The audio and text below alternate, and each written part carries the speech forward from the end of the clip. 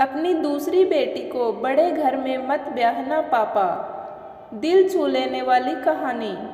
पापा देखो ना, माँ ने आज फिर मुझे मेरा मनपसंद सूट नहीं दिलाया।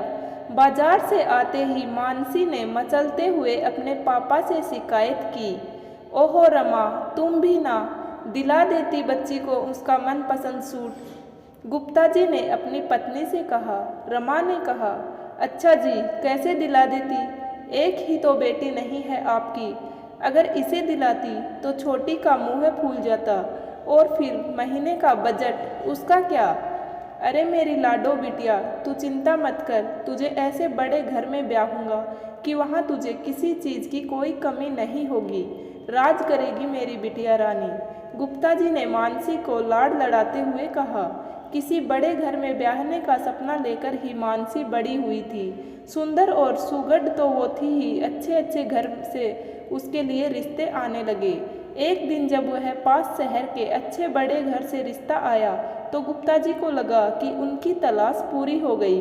लड़के वालों की बस यही डिमांड थी कि बारात की खातिरदारी अच्छे से होनी चाहिए। इतना अच्छा रिश्ता देखकर गुप्ता जी ने उनकी ये मांग सहर्ष स्वीकार कर ली। अपनी हैसियत से बढ़कर गुप्ता जी ने मानसी की शादी पर खर्च किया ताकि लड़के वालों को कोई कमी नजर ना आए। शादी बहुत धूमधाम से हुई। एक से बढ़कर एक साड़ियाँ, लहंगा और जेवर लड़के वालों ने चढ़ाए। मानसी तो अपने भाग्य पर इतरा रही थी। सभी बहुत खुश थे। मानसी शादी करके अपने मायके से लाई सुंदर सी साड़ी पहनकर तैयार हो गई। जब वो कमरे से बाहर निकली तो सास ने देखते ही टोका, बहू ये क्या पहन लिया? इतने मेहमानों में ये साड़ी अच्छी नहीं लगेगी। जाओ और हमने जो जरी वाली लाल साड़ी दिलाई थी वो पहन कर आओ। अब तुम्हें हमारे घर के तौर तरीके से रहना होगा। दूसरे दिन पहली रसोई में मानसी ने सबके लिए बड़े मन से छोले भटूरे और हलवा बनाया। डाइनिंग टेबल पर बैठते ही सब बातें बनाने लग गए। देवर बोला, मम्मा मेरा सैंडविच कहाँ है? तो ननद बोली, इतना हेवी ब्रेकफास्ट मैं तो ये कभी नहीं खाने वाली। सास ने कहा, बेटा तुम्हारी भाभी छोटे घर की है ना, उसे क्या पता हमारे घर में क्या खाते पीते हैं। मानसी के पति ने भी बस नाम मात्र का ही चखा। एक हफ्ते बाद मानसी को पग फेरे के लिए बुलाना था। गुप्ता जी ने मानसी की सास के पास फोन करके कहा कि वो कल मानसी को लेने आ रहे हैं। सुबह वाली ट्रेन से आएंगे और शाम वाली ट्रेन से मानसी को ले जाएंगे।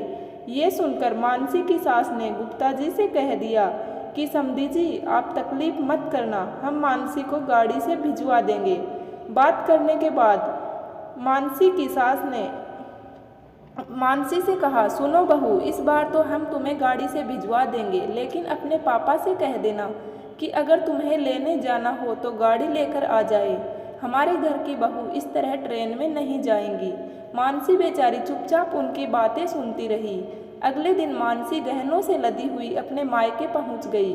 मानसी के पापा तो बहुत खुश थे कि उनकी बेटी को इतना अच्छा ससुराल मिला है। उन गहनों की चमक में मानसी की आंखों का सूनापन शायद किसी को नजर ही नहीं आ रहा था। छोटी बहन ने भी उसे छेड़ते हुए कहा, वाह दीदी आपके तो मज़े हैं। इतना ठाट बाट। गुप्ता जी ने कहा, अरे तू क्यों चिंता करती है, तेरे लिए भी ऐसा ही ससुराल ढूंढूंगा। मानसी फीकी सी हंसी हंसकर रह गई। अगले दिन दामाद बाबू मानसी को लेने आ गए। खूब खातिरदारी की उनकी। जाते समय गुप्ता जी ने दामाद से कहा, दामाद बाबू अगर कोई अच्छा रिश्ता हो तो हमारी छोटी बिटिया के लिए भी बताना। ये सुनकर मानसी ने अपने आंसू छिपाते हुए कहा, पापा अगर हो सके तो अपनी दूसरी बेटी को बड़े घर में नहीं, बराबरी के घर में ही ब्याहना, जिससे उसे और उसके परिवार को भी बराबरी का सम्मान मिल सके। मानसी तो अपने ससुराल लौट गई, लेकिन उसकी इस बात से गुप्ता जी को सोचने पर मजबूर कर दिया कि कहीं उन्होंने बड़े घर में बेटी ब्याह कर कोई गलती तो नहीं कर दी। उम्मीद करती हूँ ये कहानी आपको पसंद आई होगी। कहानी के बारे में आपकी क्या राय कमेंट करके ज़रूर बताना। अगर कहानी पसंद आई हो तो वीडियो को लाइक करें और चैनल को सब्सक्राइब करें। पूरा वीडियो देखने के लिए आपका बहुत बहुत धन्यवाद।